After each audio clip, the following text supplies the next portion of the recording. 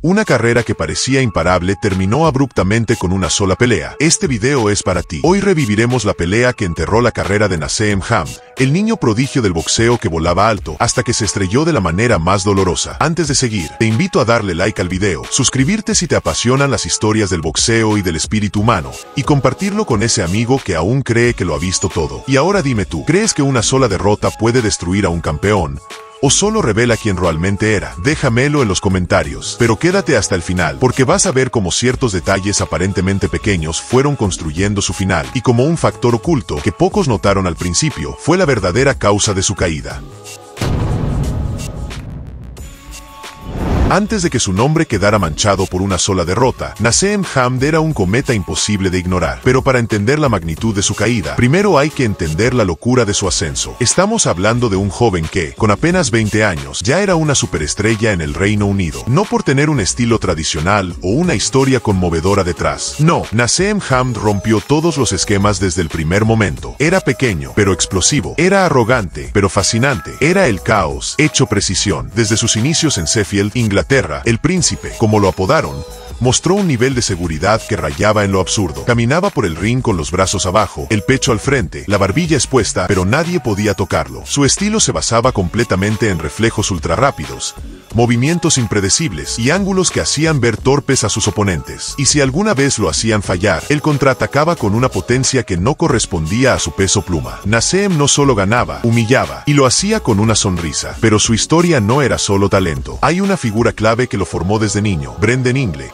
un entrenador irlandés que entendió que Naseem no podía ser domesticado. En lugar de convertirlo en un boxeador tradicional, lo pulió para que usara sus rarezas a su favor. Le enseñó a pelear con las manos abajo, pero con inteligencia, a moverse como un acróbata, pero con disciplina. Brendan no buscó cambiarlo, lo entendió, y ese entendimiento fue lo que convirtió a Naseem en algo único. Ahora bien, para que entiendas el impacto de este hombre, considera esto. En una época donde los boxeadores británicos seguían un molde serio, formal, técnico, Naseem aparecía bailando al ritmo del hip hop, haciendo acrobacias al subir al ring, lanzando frases como si fuera un rapero en conferencia de prensa, y noqueando a campeones mundiales en menos de 3 asaltos. Era, literalmente, un showman con puños de plomo. Y no solo era espectáculo, su récord lo decía todo. Ganó sus primeras 35 peleas como profesional, con 31 de ellas por nocaut. ¿Y cómo lo lograba? No con volumen de golpes ni desgaste, sino con una potencia explosiva en cada mano. Golpeaba con precisión milimétrica desde posiciones que desafiaban toda lógica. Sus rivales simplemente no sabían desde dónde vendría el golpe, ni cómo defenderse. Pero aquí viene un punto clave. Todo ese estilo dependía de algo frágil, sus reflejos. Porque Naseem no bloqueaba, no usaba guardia alta. Su defensa era moverse antes de que el rival lanzara el golpe. Y eso, aunque brillante, también era arriesgado. Guarda esto en mente, porque más adelante, eso se va a volver en su contra de forma brutal. Además, fuera del ring, Naseem era igual de polarizante. Algunos lo amaban con locura, otros lo odiaban con la misma intensidad, pero nadie era indiferente. Era como un Muhammad Ali versión británica y más compacto. Lo insultaban por su arrogancia, pero llenaban estadios para verlo. Y aquí viene otro elemento clave. Naseem sabía manipular la atención. Sabía que cuanto más lo odiaran, más lo verían. Y cuanto más lo vieran, más cobraba. Y cada entrada suya al ring era una declaración de poder, tronos dorados, luces robóticas, pasos de breakdance, o incluso una plataforma que lo hacía volar hasta el cuadrilátero. Pero el problema con construir un personaje tan grande es que, si algo sale mal, la caída también será gigantesca. Aún así, todo seguía saliendo perfecto. Defendía su título mundial con una facilidad insultante. Nadie podía igualar su combinación de velocidad, ángulo, precisión y show. Los analistas comenzaron a decir que era el futuro del boxeo. HBO lo firmó para llevarlo a Estados Unidos. Mike Tyson lo elogiaba públicamente. Incluso peleadores mexicanos, conocidos por su dureza, reconocían que Hamed era algo diferente. Y aquí te suelto otro dato que va a importar más adelante. A pesar de que dominaba a todos, Naseem rara vez escuchaba a sus entrenadores. Estaba convencido de que él sabía más que todos. Empezó a rodearse de sí mismo, de su personaje. Dejó de evolucionar. ¿Por qué? ¿Para qué cambiar si nadie te puede tocar? ¿Ves el patrón? Genio, ego, éxito, desconexión. Todo iba demasiado bien. Y cuando eso pasa en el boxeo, algo suele venir a romper la ilusión, porque como te dije al principio, este es el caso de una carrera que volaba tan alto que no se dio cuenta del acantilado frente a ella.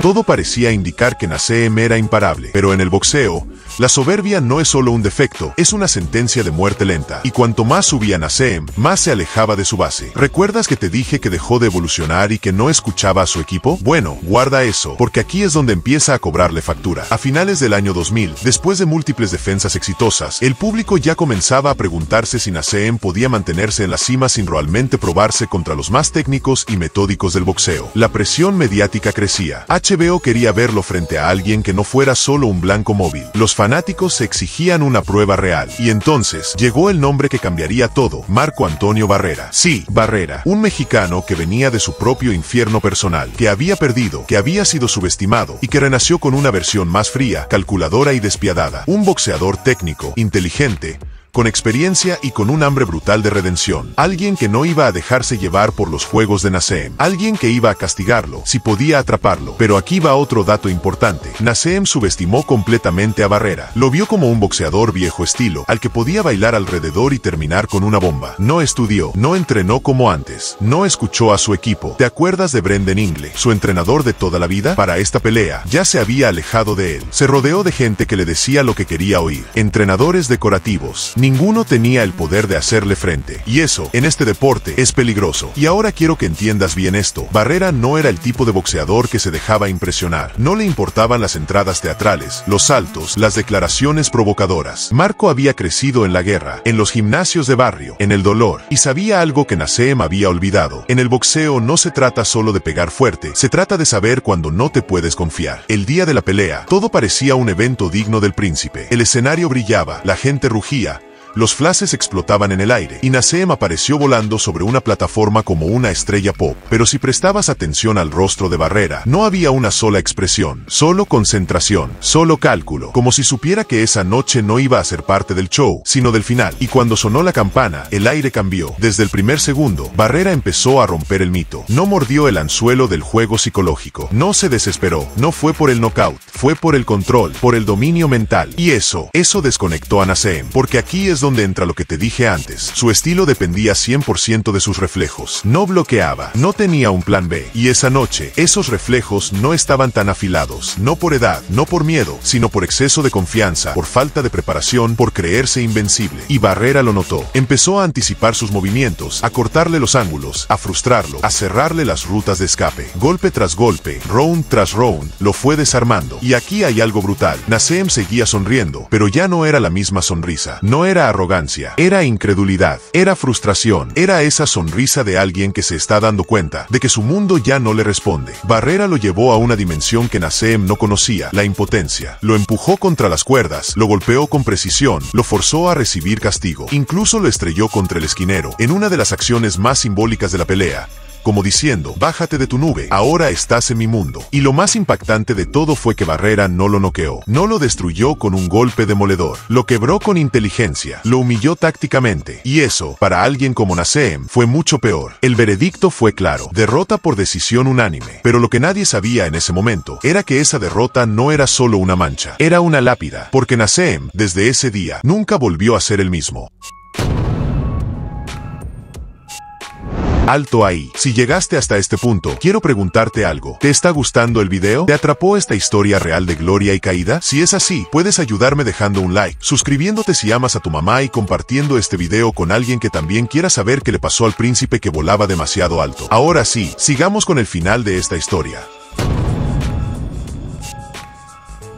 La pelea contra Marco Antonio Barrera no fue solo una derrota, fue una revelación brutal para Nasem Hamd y para todos los que lo idolatraban. Fue como si la burbuja que lo había envuelto durante años, esa combinación de hype, invencibilidad e irreverencia, hubiera estallado en 1000 pedazos. Y aquí quiero que recuerdes algo que mencionamos antes. Cuando Nasem abandonó a Brendan Ingle, dejó también su centro de gravedad emocional. Perdió al único hombre que podía decirle la verdad, que podía detenerlo, que podía corregirlo. Ese abandono no solo fue una traición, fue un corte de raíces. Y cuando vinieron los vientos fuertes, cuando la tormenta del fracaso lo golpeó de frente, ya no había raíces para sostenerlo. Después de la derrota, muchos esperaban un regreso inmediato, una revancha, una respuesta, porque los verdaderos campeones, dicen, se forjan en la adversidad. Pero Nasem no respondió así, se esfumó. Durante meses, su silencio fue ensordecedor. No hubo desafíos, no hubo entrenamientos públicos, no hubo sed de venganza, solo una sombra que se alejaba de los reflectores que tanto había amado. Y esto nos lleva lleva a otro punto clave. La fama puede ser adictiva, pero también puede ser frágil. Nasem no estaba preparado para vivir sin ser el centro del universo. No entendía cómo operar desde la humildad. No sabía cómo reconstruirse, porque nunca había aprendido a perder. Y eso, para un guerrero, es un defecto mortal. Volvió al ring un año después, en 2002, contra Manuel Calvo. Una pelea menor, un rival sin gran amenaza. Pero Nasem ya no era el mismo. No había brillo, no había fuego, no había alma. Ganó por decisión, sí, pero incluso el público lo notó. Ese no era el príncipe. Era solo un boxeador más, sin chispa, sin magia, sin sentido. Y ahí fue cuando lo entendimos todos. El príncipe Nasem Hamd había muerto aquella noche contra Barrera. Lo que vimos después fue solo el eco. Nunca volvió a pelear. Tenía apenas 28 años, una edad donde muchos recién alcanzan su plenitud. Pero para Nasem, el viaje ya había terminado. No por los golpes físicos, sino por la fractura interna, por la realidad que no supo manejar. Y es aquí donde quiero que prestes atención a algo que conecta todo. Nasem Hamd no fue vencido por otro boxeador. Fue vencido por su propio ego. Fue su soberbia la que apagó su fuego, su falta de evolución, su desconexión con quienes lo formaron. Todo eso que te fui mencionando a lo largo del video explotó en cadena. Ahora piensa esto. ¿Qué hubiera pasado si Nasem hubiera mantenido la humildad? ¿Qué hubiera pasado si seguía bajo la tutela de Brendan Ingle? ¿Qué hubiera pasado si usaba la derrota contra Barrera como una motivación para transformarse? Posiblemente hoy hablaríamos del como uno de los más grandes de todos los tiempos. Pero no fue así.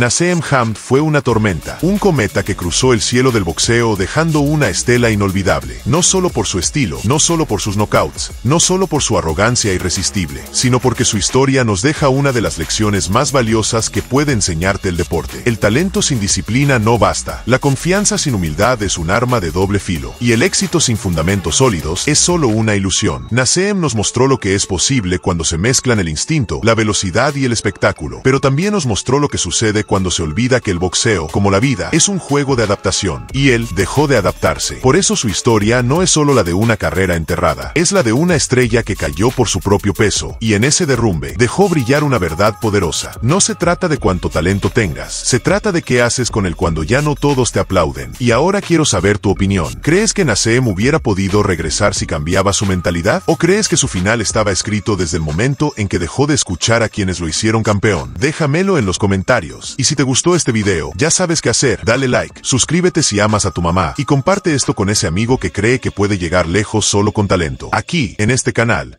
seguimos contando historias como esta. Historias que no solo te entretienen, sino que te dejan pensando. Gracias por ver la pelea que enterró la carrera de Nasem Hamd. Hasta la próxima.